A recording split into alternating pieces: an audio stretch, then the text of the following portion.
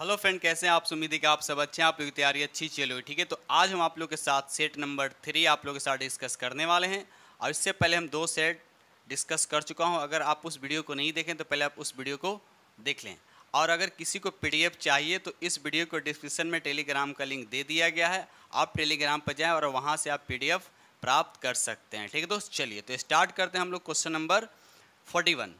Question number 41 कहता है वाहनों में हेडलाइट के रूप में निम्नलिखित में से किस दर्पण का उपयोग किया जाता है। बिल्कुल इजी सा क्वेश्चन दे रखा है, तो याद रखिएगा हमेशा अवतल दर्पण का प्रयोग किया जाता है हेडलाइट के रूप में। अगर यही पूछता है आपको साइड मिरर में, तो साइड मिरर में उत्तल दर्पण का प्रयोग किया जाता है, ये याद रखिएगा। ठीक है दोस्त, साथ साथ अवतल दर्पण की अगर हम बात बोले तो आप जहाँ सेविंग कराते हैं, सेविंग सैलून में भी क्या होता है, अवतल दर्पण का उपयोग किया जाता है। या कोई सर्च लाइट होता है तो वहाँ पर भी अवतल दर्पण का प्रयोग किया जाता है। लेकिन घरों में जो अपने फेस देखने के लिए जनरली जो दर्पण होते हैं वह समतल दर्पण होता है, तो इतना आप लोग को याद होना चाहिए।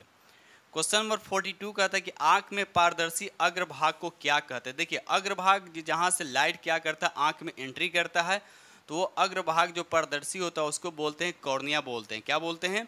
कॉर्निया बोलते हैं। तो ये चीज़ हमेशा याद रखिए कि अब यहाँ पर क्वेश्चन ये भी बन सकता है कि लाइट जो है आंख में एंट्री करता है तो किस भाग से, तो याद रखिए कॉर्निया के द्वारा एंट्री करता है। ठीक है, तो चलिए आगे बढ़ते हैं क्वेश्चन नंबर नेक्स्ट।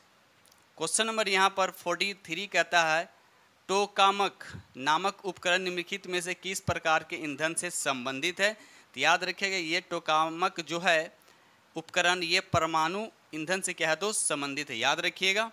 ठीक है, चलिए आगे बढ़ते हैं question number next. Question number 44 कहता है प्रकाश की तरंग दैर्ध्य को मापने की इकाई, ये पहले भी क्वेश्चन में डिस्कस कर चुका हूँ कि तरंग दैर्ध्य को किस में मापा जाता है, तो याद रखिए एंगस्ट्रम में मापा जाता है। किस में मापा जाता है दोस्त, तो एंगस्ट्रम में मापा जाता है, याद रखिएगा। ठीक है, चलिए आगे बढ़ते हैं क्वेश्चन नंबर हम लोग 45। ये रहा क्वेश्चन नंबर आपका 45 कहता है इनमें से किस वस्तु के पास गतिज ऊर्जा नहीं है। गतिज ऊर्जा इनमें से किस में नहीं, तो याद रखिएगा उठा हुआ हथौड़ा। तो उठा हुआ हथौड़ा में जब गतिज ऊर्जा नहीं, इसमें क्या स्थितिज ऊर्जा है। गतिज ऊर्जा का मतलब है तो उसमें मोशन होना चाहिए, जैसे बहता हुआ पानी इसमें मोशन है तो गतिज ऊर्जा इसमें है। लुढ़कता हुआ पत्थर इसमें भी गति, क्योंकि गति मोशन में है तो इसमें भी गतिज ऊर्जा है। चलती हुई गोली तो भी मोशन कर रहा है, इसलिए इसमें भी क्या है, गतिज ऊर्जा है। लेकिन कोई चीज़ रुका हुआ है बस ऊंचाई के साथ, हमने बोला टंकी में पानी छत पे रहता है ना, तो उसमें कौन सा ऊर्जा होता है, तो वह स्थितिज ऊर्जा हो जाएगा। ठीक है दोस्त, चलिए आगे बढ़ते क्वेश्चन नंबर 46।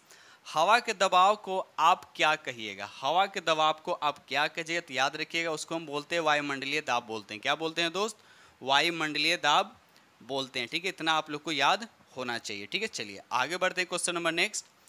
क्वेश्चन नंबर 47 कहता है कि गुरुत्व बल डैश के बीच आकर्षण बल द्वारा परिभाषित होता है। ठीक है, तो याद है इसका राइट आंसर जो हो जाएगा आपका दो द्रव्यमानों के बीच आकर्षण बल द्वारा परिभाषित किया जाता है, याद रखिएगा। चलिए आगे बढ़ते हैं क्वेश्चन नंबर, अगर गुरुत्व बल की फार्मूला की बात करें तो F = होता है G(m1 m2) अपॉन क्या होता है R क्या होता है, दो द्रव्यमानों के बीच की दूरी होता है। और G होता है ग्रेविटेशनल कांस्टेंट यानी गुरुत्वाकर्षण नियतांक होता है। ठीक है, और M1 और M2 जो हो गया दो वस्तुओं के द्रव्यमान हो गया। ठीक है दोस्त, चलिए आगे बढ़ते क्वेश्चन नंबर नेक्स्ट। चलिए रहा क्वेश्चन नंबर आपका 48 कहता है जब चींटी काटती है तो यह त्वचा में एक अम्लीय तरल यानी फॉर्मिक अम्ल प्रविष्ट कर देते हैं। ठीक है, चलिए इसे बेअसर करने के लिए त्वचा पर निम्नलिखित में से क्या लगाना चाहिए। बिल्कुल इजी क्वेश्चन दे रखा आपका। आम जिंदगी में चींटी काट लेता है या हड्डा काट लेता है, ठीक है ना, तो उसको हम ठीक करने के लिए हम लोग क्या करते हैं, तो यहाँ पर देखिए जनरली यहाँ पर क्या कहता है नम का मतलब हल्का सा भीगा हुआ। बेकिंग सोडा जो हर घर में होता है, किचन में होता है, खाने वाला सोडा जिसको या मीठा पाउडर बोलते हैं, उसमें हल्का सा पानी मिलाकर जहाँ पर काट लिया वहाँ पर हल्का सा घर्षण कर देते हैं, उसके बाद वो ठीक हो जाता है। ठीक है दोस्त, चलिए तो यहाँ पर राइट आंसर हो जाएगा आपका डी हो जाएगा। ऐसे अब घरेलू उपचार होता है कि लोग प्याज रगड़ देते हैं, ठीक है ना, इससे भी क्या होता है, ठीक हो जाता है। चलिए आगे बढ़ते क्वेश्चन नंबर 49। लोहे का वह कौन सा गुण है जिसके कारण गर्म लोहे के टुकड़े को पीट कर चाकू के रूप दे दिया जाता है, तो कौन सा वह क्वालिटी, याद रखिए आघातवर्धनीयता। इसमें क्या होता है, हैमरिंग करके हथौड़ा करके सीट के रूप फॉर्म में क्या किया जाता है, कन्वर्ट किया जाता है। ठीक, एक होता है तन्यता। तन्यता का मतलब होता है जिसके पतले पतले तार बनाए जा सकते हैं। ठीक है, आप सबसे पूछा कि सबसे तन्य धातु कौन होता है, तो याद रखिएगा गोल्ड होता है, नहीं Au होता है।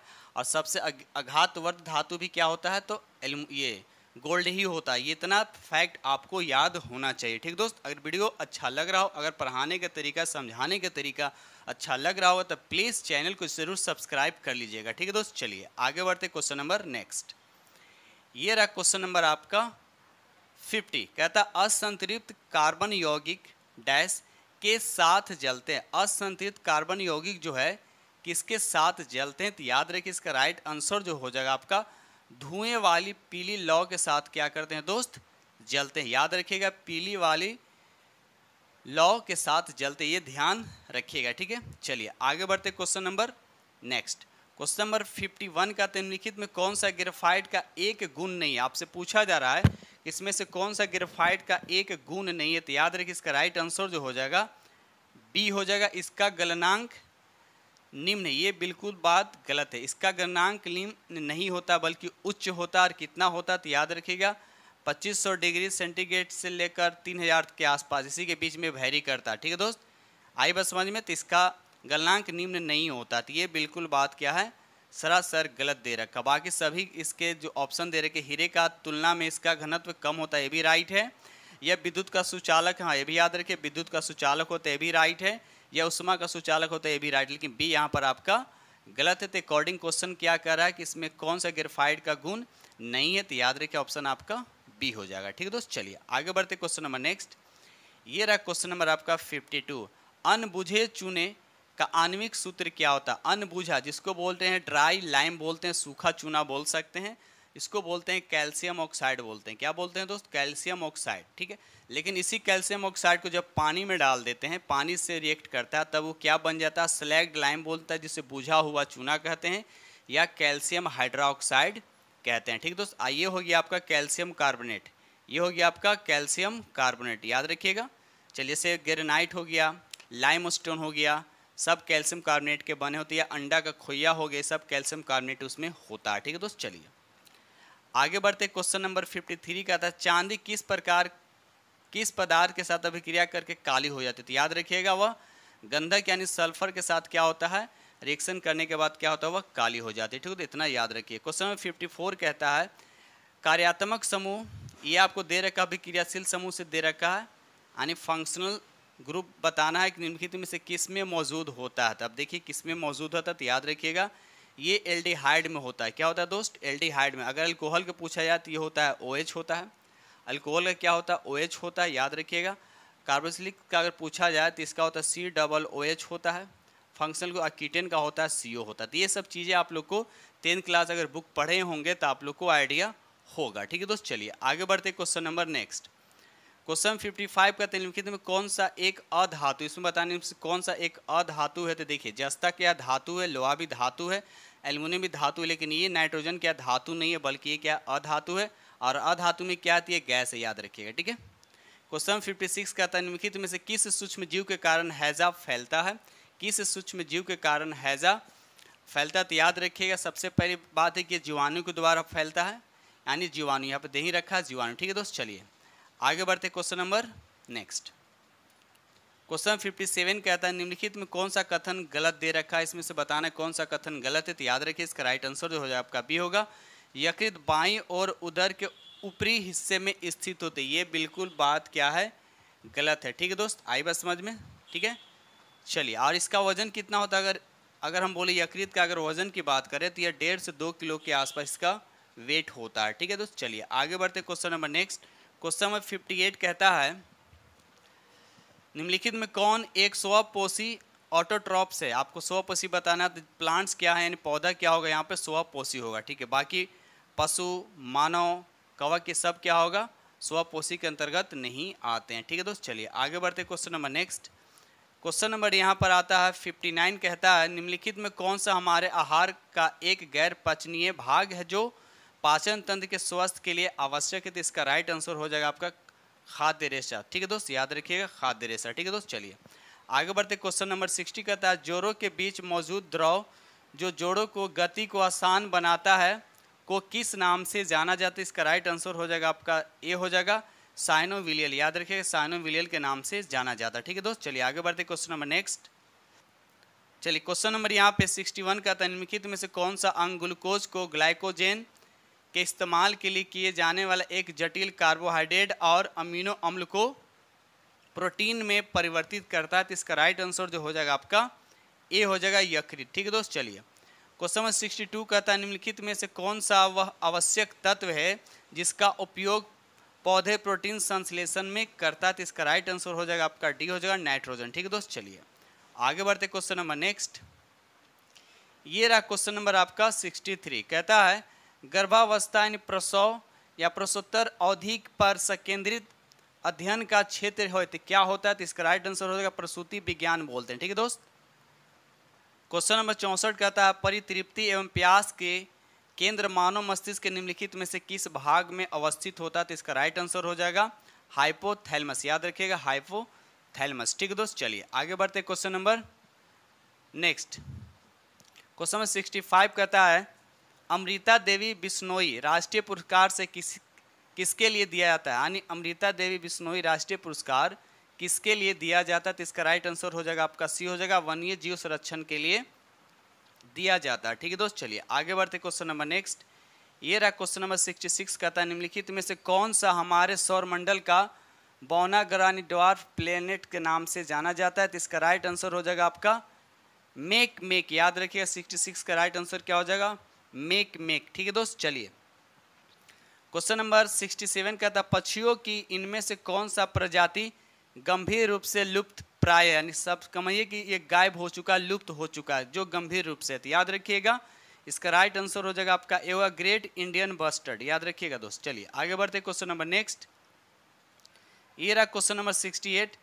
गैनीमीड अब तक हमारे सौर प्रणाली में सबसे बड़ा उपग्रह है, वह किस ग्रह की परिक्रमा करता है ये बताना। तो इसका राइट आंसर हो जाएगा आपका बृहस्पति। ठीक है दोस्त, बृहस्पति ग्रह का ये उपग्रह। याद रखिए आप पूरे ग्रह में जितने भी उपग्रह सभी ग्रहों में क्या सबसे बड़ा होता है। ठीक है दोस्त, क्वेश्चन नंबर 69 कहता है ब्रेड को फुलाने के लिए इनमें से कौन सा सामग्री मिलाई जाती है। तो इसका राइट आंसर हो जाएगा आपका ईस्ट। इसमें क्या क्या है दोस्त मिलाया जाता है। ठीक है दोस्त, चलिए आगे बढ़ते क्वेश्चन नंबर नेक्स्ट। ये रहा क्वेश्चन नंबर आपका 70 कहता है नीचे दिए गए जानवरों पर विचार कीजिए सांप, छिपकली, मेढक, घड़ियाल।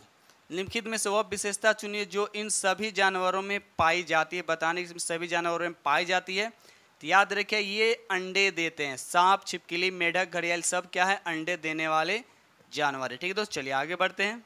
ये रहा क्वेश्चन नंबर 71 कहता है आयु बढ़ने के साथ कोशिका का आयतन क्या होता है। याद रखिएगा आयु बढ़ने के साथ कोशिका का आयतन क्या हो जाता है। तो याद रखिएगा घटता जाता है। याद रखिएगा। ठीक है दोस्त, चलिए आगे बढ़ते क्वेश्चन नंबर 72 कहता है समताप मंडल में ओजोन के स्तर को प्राकृतिक रूप से विनियमित किया जाता है। किसके द्वारा विनियमित किया है। याद रखिएगा ऑप्शन बी होगा नाइट्रोजन डाइऑक्साइड के द्वारा। ठीक है दोस्त, चलिए क्वेश्चन नंबर 73 कहता है नाइट्रोजन स्थिरीकरण जीवाणु इसमें से कौन है। नाइट्रोजन स्थिरीकरण जीवाणु इसमें से कौन है। तो याद रखिएगा राइजोबियम, क्लोरोबियम और एजेटोबैक्टर, ये तीनों जो है आपका क्या है नाइट्रोजन स्थिरीकरण जीवाणु। राइट आंसर आपका बनेगा यहाँ पर डी हो जाएगा। ठीक है दोस्त, क्वेश्चन नंबर 74 कहता है गोल्डन धान अच्छा स्रोत है। गोल्डन धान किसका अच्छा स्रोत है। तो याद रखिएगा इसका राइट आंसर होगा सी, यानी विटामिन ए इसमें प्रचुर मात्रा में होता है। ठीक है दोस्त, क्वेश्चन नंबर 75 कहता है पानी की निश्चित मात्रा का आयतन 0 डिग्री से 4 डिग्री के बीच क्या होता है। आयतन की बात कर रहा है तो क्या होता है। तो याद रखिएगा यहाँ पर राइट आंसर क्या हो जाएगा आयतन क्या हो जाएगा दोस्त घटता जाएगा, और डेंसिटी क्या होता है पानी का बढ़ता जाता है 4 डिग्री तक। आपसे पूछा है कि पानी का डेंसिटी मैक्सिमम कितने डिग्री पे होता है। तो याद है कि 4 डिग्री पे क्या होता है पानी का डेंसिटी क्या होता है मैक्सिमम होता है। ठीक है दोस्त, चलिए आगे बढ़ते क्वेश्चन नंबर नेक्स्ट। क्वेश्चन 76 कहता है इंपीरियल बैंक ऑफ इंडिया के राज्य स्वामित्व में पारित होने के बाद भारतीय स्टेट बैंक की स्थापना किस वर्ष में की गई थी। ये आपको बताना है। तो इसका राइट आंसर जो हो जाएगा आपका बी हो जाएगा 1955 में की गई थी। ठीक है दोस्त, चलिए आगे बढ़ते क्वेश्चन नंबर 77 भारत के पंचवर्षीय योजनाएं। नंबर 77 कहता है भारत में पंचवर्षीय योजनाएं में प्रचलित योजना के आधार पर तैयार की गई है केंद्रीकृत आर्थिक और सामाजिक विकास कार्यक्रम थी। तो अब बताना है कि किस देश पे। याद रखिएगा यहाँ पर राइट आंसर हो जाएगा आपका बी हो जाएगा यूएसएसआर में प्रचलित योजना के आधार पे। ठीक है दोस्त, चलिए क्वेश्चन नंबर 78 कहता है निम्नलिखित कथनों में से कौन सा कथन सत्य आपको बताना है, असत्य है। ठीक है।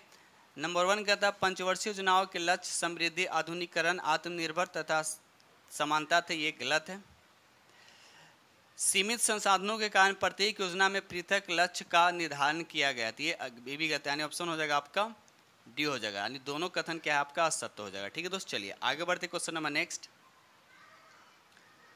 क्वेश्चन नंबर 79 कहता है सिंधु घाटी को सोनार घाटी से जोड़ने वाली शाही सड़क का निर्माण किसने कराया था, तो इसका राइट आंसर जो हो जाएगा आपका डी शेर शाह सूरी ने कराया था। ठीक है दोस्त, चलिए आगे बढ़ते क्वेश्चन नंबर 80 कहता है संविधान की 11वीं अनुसूची से संबंधित पंचायतों में शामिल विषय कितने, आपको बताना कितने विषय शामिल, याद रखिएगा 29 विषय, कितने दोस्त 29। ठीक है, चलिए आगे बढ़ते question number next.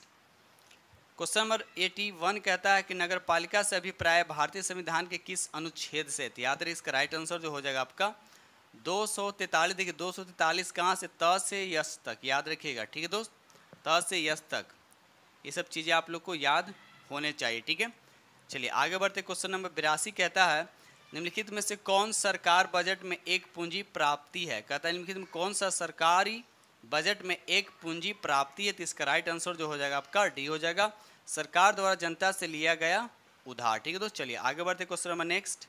Question number 83 कहता है उत्तर से दक्षिण की ओर हिमालय की निम्न श्रेणियों का सही क्रम बताएं। उत्तर से दक्षिण की ओर बात करा, उत्तर से दक्षिण की ओर।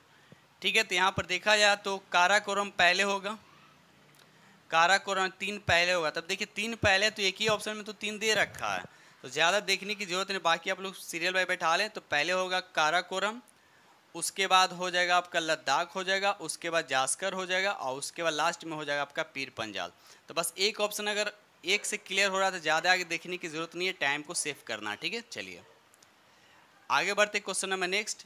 84 कहता है निम्नलिखित में कौन सा देश भारत के साथ कच्छ के रण का कुछ हिस्सा साझा करता है, तो इसका राइट आंसर हो जाएगा पाकिस्तान, याद रखिएगा दोस्त पाकिस्तान।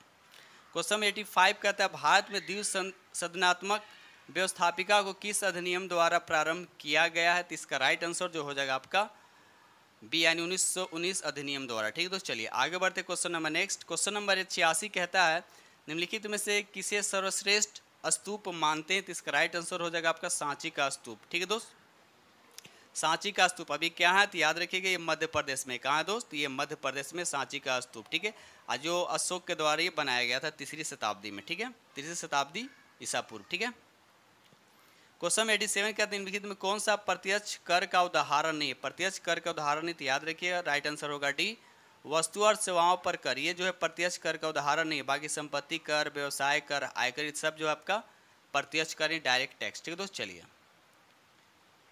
क्वेश्चन नंबर 88 कहता है यह कथन किसका है कि अकबर के शासन में इलाहाबाद में 40 स्तंभ युक्त मंजिल के निर्माण में 5000 से 20,000 लोगों ने 40 साल तक काम किया है, तो इसका राइट आंसर आपको बताने, इसका राइट आंसर कौन होगा, तो याद रखिए इसका राइट आंसर जो हो जाएगा आपका सी होगा, विलियम फिंच ने कहा था। ठीक है दोस्त, चलिए आगे बढ़ते क्वेश्चन नंबर 89।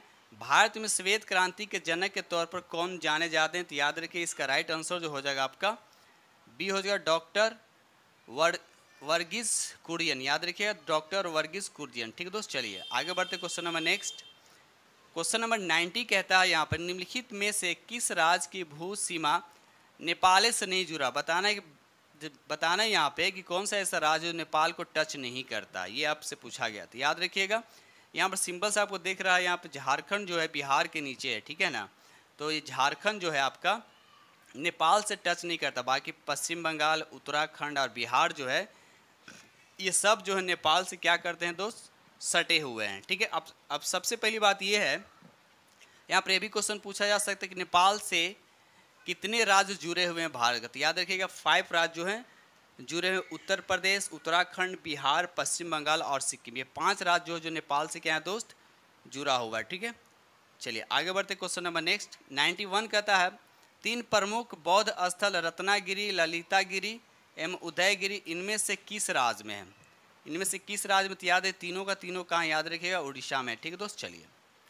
आगे बढ़ते क्वेश्चन नंबर 92 कहता है एशिया एवं प्रशांत के लिए आर्थिक एवं सामाजिक आयोग का मुख्यालय कहाँ है, तो इसका राइट आंसर हो जाएगा आपका बैंकॉक में, याद रखिएगा। क्वेश्चन नंबर 93 कहता है इनमें से कौन सबसे कम आयु में भारतीय राष्ट्रीय कांग्रेस का अध्यक्ष बनने वाला व्यक्ति थे? तो याद है इसका राइट आंसर जो हो जाएगा आपका सी होगा अबुल कलाम आज़ाद। याद रखिएगा अबुल कलाम आज़ाद। और ये कांग्रेस के अध्यक्षता कब किए थे? तो याद रखिएगा 1923 में। ठीक है दोस्त, चलिए दोस्तों को वीडियो अच्छा लग रहा होगा, समझाने का तरीका और पढ़ाने का तरीका अच्छा लग रहा होगा तो प्लीज़ लाइक करें और जो फ्रेंड्स चैनल पे चैनल को सब्सक्राइब जरूर कीजिएगा। ठीक है, चलिए आगे बढ़ते question number next. Question number यहाँ पर 94 कहता है यह एक गर्म धारा है, यह एक गर्म धारा है तो इसमें से कौन सा गर्म है? तो याद रखिए गल्फ स्ट्रीम जो है ग से गर्म है, ग से गल्फ स्ट्रीम। तो याद रखिए ये क्या है? गर्म जल धारा। बाकी सब क्या है? ओयासियो, केनारी और हम्बोल्ट, ये सब क्या है? ठंडी जल धाराएं। ठीक है दोस्त, चलिए आगे बढ़ते क्वेश्चन नंबर नेक्स्ट। ये रहा क्वेश्चन नंबर 95। निम्नलिखित वाक्यों पर विचार कर सही उत्तर का चयन कीजिए। कथन दे रखा, तर्क दे रखा। ठीक है, हिमालय से निकलने वाली नदियाँ बारहमासी नदियाँ होती है। ये बिल्कुल बात सही, मतलब एक कथन सही है, एक कथन सही है। तर्क क्या दे रखा? हिमालय नदियाँ का उद्गम स्रोत हिमानियों में स्थित थे। ये भी सही है। तो देखा जाए तो ए और आर दोनों सही है। ठीक है, ए और आर दोनों सही, तो आर ए का पुष्टिकरण भी करता है, मतलब आंसर आपका ए हो जाएगा। ठीक है दोस्त, चलिए आगे बढ़ते question number next. Question number 96 कहता है किस ईस्वी सन में मुस्लिम लीग ने एक अलग राष्ट्र का संकल्प स्वीकार किया था? तो इसका राइट आंसर हो जाएगा 1940 में। ठीक है दोस्त, चलिए question number next. Question number 97 कहता है शासन के संघीय प्रणाली इस अधिनियम के अंतर्गत स्थापित की गई थी। तो बताना किस अधिनियम के अंतर्गत स्थापित की गई थी? तो इसका राइट आंसर हो जाएगा आपका बी हो जाएगा, गवर्नमेंट ऑफ इंडिया एक्ट 1935। ठीक दोस्त, चलिए आगे बढ़ते क्वेश्चन नंबर नेक्स्ट। ये रहा क्वेश्चन नंबर आपका 98। 323 ईस्वी पूर्व में सिकंदर की मृत्यु हुई थी। 330 में सिकंदर की मृत्यु हुई थी। तो आपको बताना है आपको कि कहाँ हुआ था। तो इसका राइट आंसर हो जाएगा बेबीलोन में हुआ था। याद रखिएगा बेबीलोन में हुआ था। ठीक है दोस्त, चलिए आगे बढ़ते क्वेश्चन नंबर नेक्स्ट। 99 कहता है कि रज़्ज़ानामा निम्नलिखित में से किसका फारसी अनुवाद है? किसका फारसी अनुवाद है? तो याद रखिए महाभारत का। याद रखिएगा महाभारत का ये फारसी अनुवाद है। ठीक है दोस्त, चलिए आगे बढ़ते question number next. Question number 100 कहता है गांधी जी के विदेशी वस्तुओं के बहिष्कार के आंदोलन का लक्ष्य था। क्या लक्ष्य था? तो याद रखिए इसका राइट आंसर हो जाएगा आपका डी होगा, कुटीर उद्योगों का प्रोत्साहन। कुटीर उद्योगों का प्रोत्साहन। ठीक है दोस्त, चलिए क्वेश्चन नंबर 101 कहता है भारत में सबसे व्यापक रूप से पाए जाने वाला मृदा यानी मिट्टी कौन सा है? तो याद रखिए इसका राइट आंसर जो हो जाएगा आपका सी होगा, जलोढ़ मिट्टी जो है भारत में सबसे ज़्यादा पाए जाने वाला मिट्टी है। ठीक है दोस्त, चलिए आगे, क्योंकि आसात ये भी याद रखिए कि जलोढ़ मिट्टी में पोटास की मात्रा सबसे ज़्यादा होता है। ठीक है, चलिए आगे बढ़ते क्वेश्चन नंबर नेक्स्ट। ये रहा क्वेश्चन नंबर आपका 102 कहता है नेपाल में गंडक नदी को किस नाम से पुकारा जाता है? देखिए नेपाल में गंडक नदी को किस नाम से पुकारा जाता है? तो याद रखिए इसका राइट आंसर जो हो जाएगा आपका सी होगा, नारायणी नदी के नाम से पुकारा जाता है। ठीक है दोस्त, चलिए क्वेश्चन नंबर 103 कहता है कर्क रेखा किस राज्य से होकर नहीं गुजरती? कर्क रेखा किस राज्य से होकर नहीं गुजरती है? तो याद रखिए महाराष्ट्र से होकर नहीं गुजरती है। ठीक है, तो अबरहास वाली कितने राज्य से होकर गुजरती है? तो याद रखिएगा ये भारत के 8 राज्यों से होकर कर्क रेखा गुजरती है, जिसमें आपको याद रखना है गुजरात हो गया, राजस्थान हो गया, मध्य प्रदेश हो गया, छत्तीसगढ़ हो गया, झारखंड हो गया और पश्चिम बंगाल हो गया और त्रिपुरा और मिजोरम। ठीक है दोस्त, इस तरह से 8 राज्य जो हैं जिससे क्या होता है कर्क रेखा पास करता है। ठीक है दोस्त, लेकिन महाराष्ट्र यहाँ पर पास नहीं करता। ठीक है, चलिए आगे बढ़ते question number next. Question number 104 कहता है भारत के किस राज्य में खारे जल की सबसे बड़ी झील है? खारे जल, ठीक है ना, खारे जल की सबसे बड़ी झीलें बताना है किस राज्य में है। तो इसका राइट आंसर जो हो जाएगा आपका सी हो जाएगा उड़ीसा में। ठीक है दोस्त, चलिए क्वेश्चन नंबर 105 कहता है निम्नलिखित में से किसका सिद्धांत है कि व्यक्ति चाहे बदल जाए पर नियम नहीं बदलना चाहिए? ठीक है, तो बताना किसका सिद्धांत है। इसका राइट आंसर हो जाएगा संवैधानिक सरकार का। ठीक है दोस्त, चलिए आगे बढ़ते question number next. Question number 106 कहता है लोकसभा में किसी विधेयक को धन विधेयक के रूप में कौन प्रमाणित करता है? तो इसका राइट आंसर हो जाएगा आपका डी हो जाएगा लोकसभा का अध्यक्ष। याद रखिएगा लोकसभा का अध्यक्ष। ठीक है दोस्त, चलिए आगे बढ़ते question number next. Question number 107 कहता है भारत में एक राष्ट्रीय दल के रूप में मान्यता प्राप्त करने के लिए किसी दल को कम से कम कितने मत प्राप्त करनी चाहिए? तो याद है इसका राइट आंसर जो हो जाएगा आपका ए हो जाएगा 6% वैध मत 4 या अधिक राज्यों में होना चाहिए, याद रखिएगा। ठीक है दोस्त, चलिए आगे बढ़ते। क्वेश्चन नंबर 108 कहता है रंग भेद की नीति के विरुद्ध आवाज उठाने वाले थे। कौन आवाज उठाने वाले थे? तो याद रहे इसका राइट आंसर जो हो जाएगा आपका सी हो जाएगा, मार्टिन लूथर किंग। याद रखिएगा, मार्टिन लूथर किंग। ठीक दोस्त, चलिए आगे बढ़ते। क्वेश्चन नंबर नेक्स्ट, ये रहा क्वेश्चन नंबर 109 का था स्विट्जरलैंड में महिलाओं को मताधिकार कब प्राप्त हुआ था। देखिए स्विट्जरलैंड की बात किया जा रहा है, इसको मताधिकार कब प्राप्त हुआ था स्विट्जरलैंड में? तो याद रखिएगा 1971 में प्राप्त हुआ था। ठीक है दोस्त, चलिए आगे बढ़ते। क्वेश्चन नंबर 110, विश्व व्यापार संगठन का स्थापना हुआ था, कब हुआ था? तो इसका राइट आंसर हो जाएगा आपका सी हो जाएगा, 1995 में इसकी स्थापना हुआ था। अब पूछा जाए कि विश्व व्यापार संगठन का मुख्यालय कहाँ? तो याद रखिएगा जिनेवा में है। ठीक है दोस्त, जिनेवा में। ठीक है, चलिए आगे बढ़ते। Question number next, question number 111 कहता है बिहार के कुल भौगोलिक क्षेत्र की लगभग कितनी भूमि बाढ़ उन्मुख है? बाढ़ उन्मुख है, तो इसका राइट आंसर जो हो जाएगा आपका डी हो, यानी 70%। याद रखिएगा 70%। ठीक है दोस्त, चलिए आगे बढ़ते। क्वेश्चन नंबर 88 ये भी याद रखिएगा बिहार की शोक नदी किस नदी को कहा जाता है? तो याद रखिए कोसी नदी को बिहार की शोक नदी कहा जाता है।